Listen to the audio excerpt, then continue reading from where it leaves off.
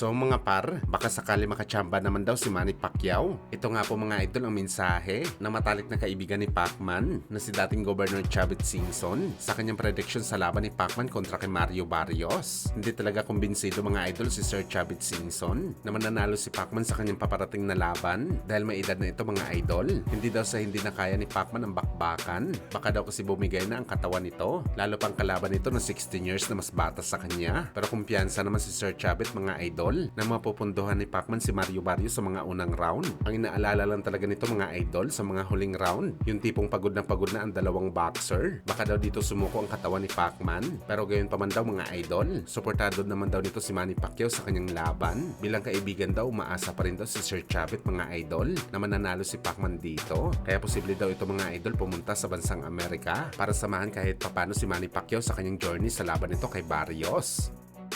Samantala speaking sa mensahe ni Sir Chavit mga idol kay Manny Pacquiao, tila tugma naman ito mga idol sa bagong interview ni Mario Barrios bilang kanyang game plan sa laban nito kay Manny Pacquiao, kung saan mga idol ayon sa Mexican-American fighter, sa bakbakan daw nila ni Pacman sa July 19. Ipapaalala daw nito mga idol at ipaparamdam nito sa Pinoy legend ang kanyang edad sa bakbakan. Simpleng mensahe lang ito mga idol ni Barrios pero may laman talaga. Parang gusto lang nito sabihin mga idol na hindi nito hayaan na kumamada si Pacman sa kanya sa bakbakan. Atakihin kaagad nito ang Pinoy, dikdikin ng mabuti at i-corner sa lubid at banatan sa bodega hanggang kapusin si Pacman ng hangin sa bakbakan nila. Saka gawin ni Barrios ang finishing touch nito para tapusin si Pacman sa bakbakan. Well, kahit sino man siguro mga idol ang tatanungin na boxer, malamang ito din ang magiging game plan nila sa laban kay Pacman na isang 46 anyos. Uubusin ang natitirang hangin nito sa katawan, lalo na pagdating sa last quarter ng laban kung saan inaasahan na mahina na ang matandang Pacquiao. Kaya abangan natin yan mga idol kung kaya ba talaga ito gawin ni Barrios. Wag lang talaga ito magpatama kay Pacman mga idol sa unang round. Baka gumuho lahat ng plano nito. Sakali makatama si Boss Manny ng solid, baka paggising ni Barrios tapos na ang laban.